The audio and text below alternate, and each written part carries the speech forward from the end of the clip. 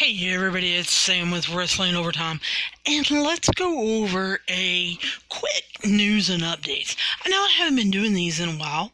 It's just because with the lockdown, I kind of got down after Black Friday or Black Wednesday, and I was just like, I don't feel like just letting everybody know a bunch of bad news about these poor people losing their jobs. I mean, you've got to think about it. It's not WWE just kicking wrestlers out of their promotion and them going to work the next day at another promotion. No, these guys are going home. They're going home to set. Now, I know that a lot of you are saying, well, they were setting already. I agree. But at least they were getting paid. Now they're not. And right now, Ring of Honor just went ahead and canceled their shows for, the month of May. A lot of companies, especially indie companies, where a lot of these wrestlers were planning to go to kind of work on new characters, work on new gimmicks, were planning on maybe rehabbing their image or whatever they needed to do on the indie circuit. It's not there right now for them. And I just kind of had to take a break from the news and updates. So let's get back on it though. If you were like me and were wondering, last week where Sami Zayn was, he missed SmackDown.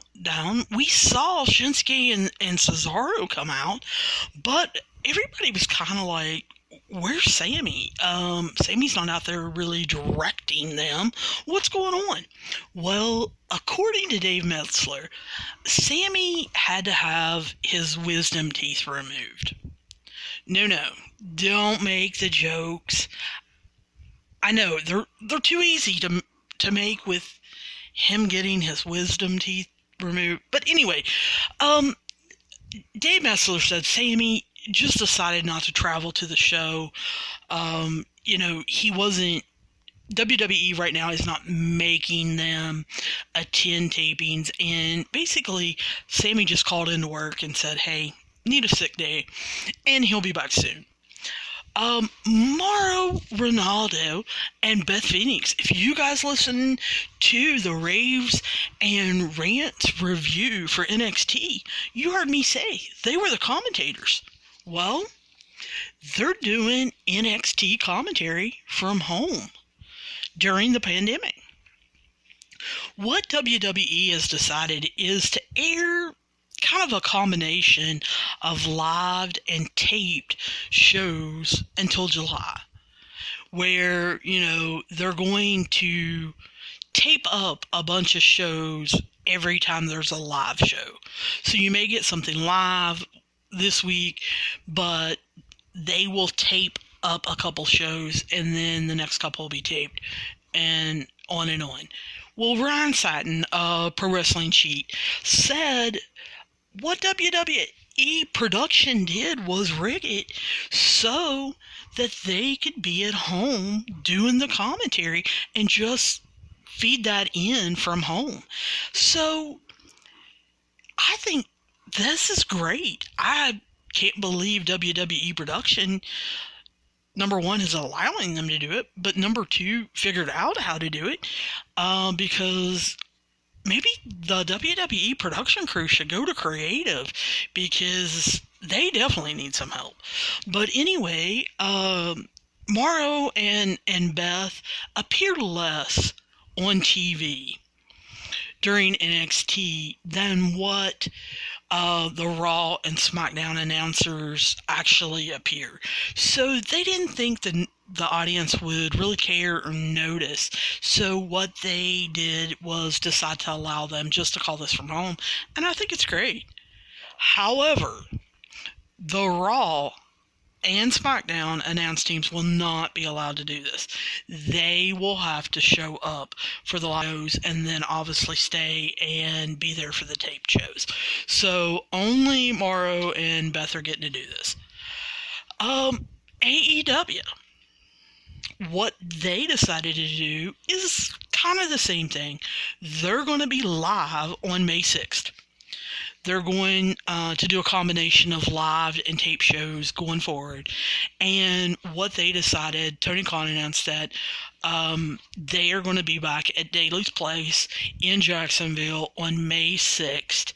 And then what Dave Metzler said he had gotten from his sources was, after being live on May 6th, what they're going to do on May 7th is tape the May 13th show.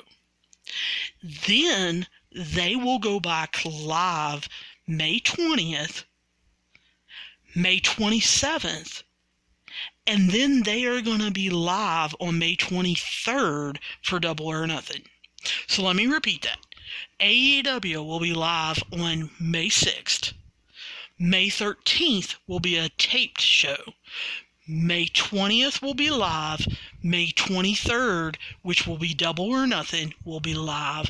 And then the following show, May 27th, will also be live. AEW now thinks it's going to have about 60% of its roster available, because everyone from the Northeast up in New York and everything will have been quarantined and can drive down or fly down. Most of them are driving down.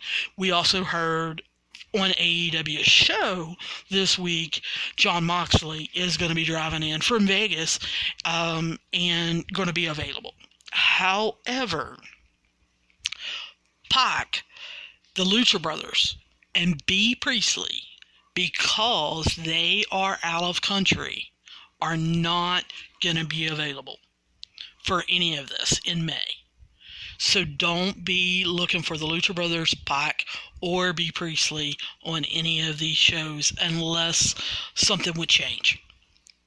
Now, let's bring up something that, I don't know, I think is ridiculous. But maybe some of you don't. Write me at wrestlingovertime@gmail.com or hit me up on our Twitter or Facebook page on Wrestling Overtime if you don't think this is ridiculous. Because I truly think this is ridiculous. Revival. We all know WWE actually cut them loose before Black Wednesday. So, what they did and were doing were filing trademarks. So, the guy's new name is The Revolt. And their new names will be Dax Hardwood and Cash Wheeler. They released their logo and a video this week.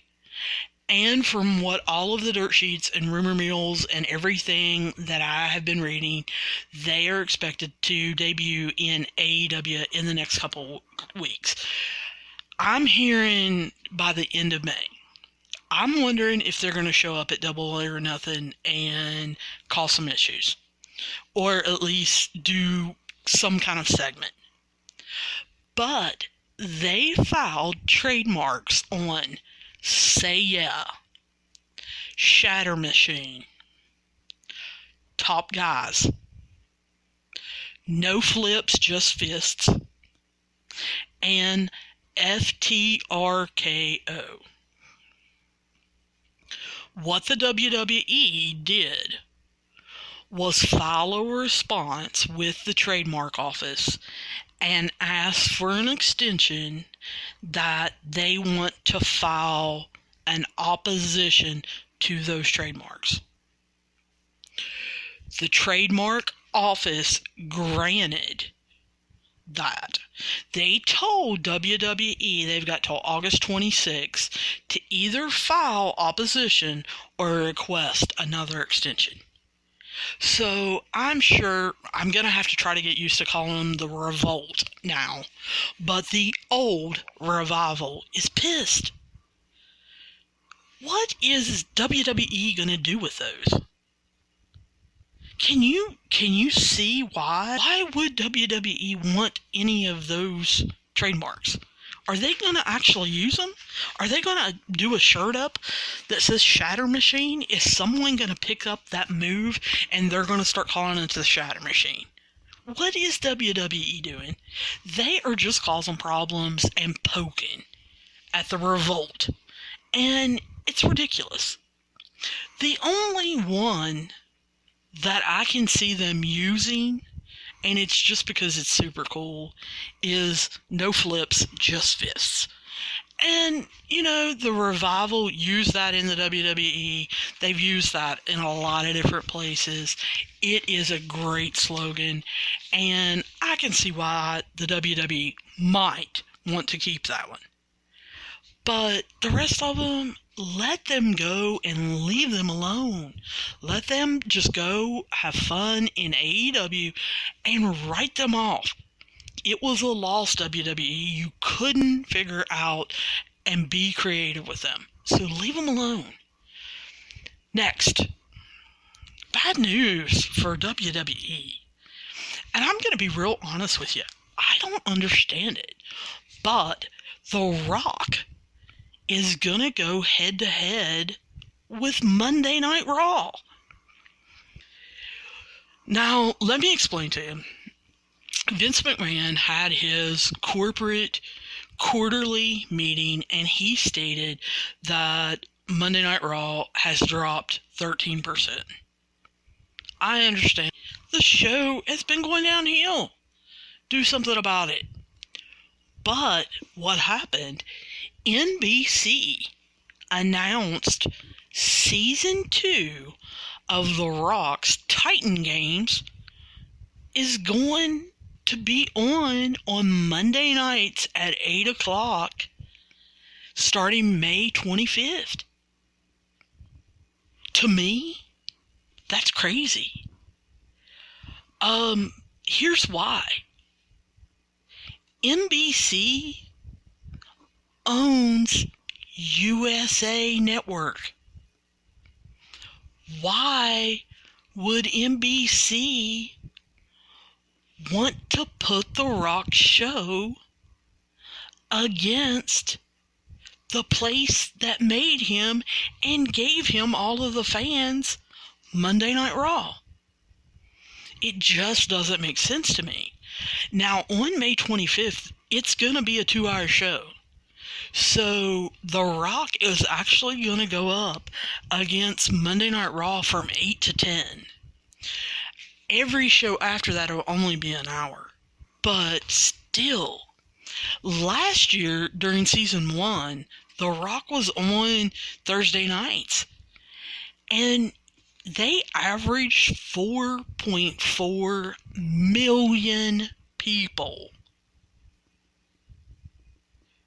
Now, they're going to put them up on Monday nights. And Monday Night Raw has been doing good to average right around 2 million. Sometimes it's 1.8, sometimes it's 2.2, whatever, but right around 2 million people. And if, another 500,000 or a million people go over to watch The Rock's show, Raw is in some serious danger zone. WWE Creative has really got to step it up. Now, I have to, of course, leave you guys with great news. Jim Ross is going to be returning to AEW next week on May the 6th, according to Dave Meltzer. He hasn't commentated on a full episode since March 18th, and we have all missed him. He did Jon Moxley and Jake Hager's match from his house in Oklahoma. But what's going on is JR, I'm not sure whether he's flying or he's driving. I'm going to make the assumption that he's going to be doing a private plane down to Jacksonville sometime this coming week, and he will be there for May 6th, and plans are, unless something would change, JR is staying till at least May 27th. He is not going back to Oklahoma. He is going to stay down there and going to be available for the whole month of May. Not going to be flying back and forth, taking any chances or anything. So wrestlers, stay away from good old JR. Do not get him sick whatsoever. Taz, I know you're going to be down there on May 6th. You've got to protect RJR. However, I need to plug Gorilla and JR. I have not only been listening to the Ross Report podcast, but of course I've been listening to Gorilla and JR with Conrad and JR, and that is how I've been getting my Jim Ross fix. Gorilla and JR is unbelievable. I absolutely love his stories. So if you have not checked out that podcast, please do. Now, speaking of podcasts, you need to be subscribing to this one. Make sure you guys get all your latest episodes, all the raves and rants, all the news and updates. We just did a special episode. We're going to be doing a lot more of those special episodes, but we just did a special episode on where is Tessa Blanchard going and breaking down the pros and cons of the different promotions. Where could she go? So you guys need to make sure you're subscribing to Wrestling Overtime in whatever pod catcher app you're using, whether it's Apple Podcasts, Google Podcasts, Stitcher, Spotify, Pocket Cast, whatever you're listening to. And make sure you rate and review. My choice is Podcast Chaser because everyone can see it. If you just do it on Apple Podcasts, then only people that use Apple can see your reviews and kind of make judgments based on that. I use Podchaser, so make sure that you guys are rating and reviewing. I just want to thank you guys for supporting us and taking a listen. I will be talking to you guys soon.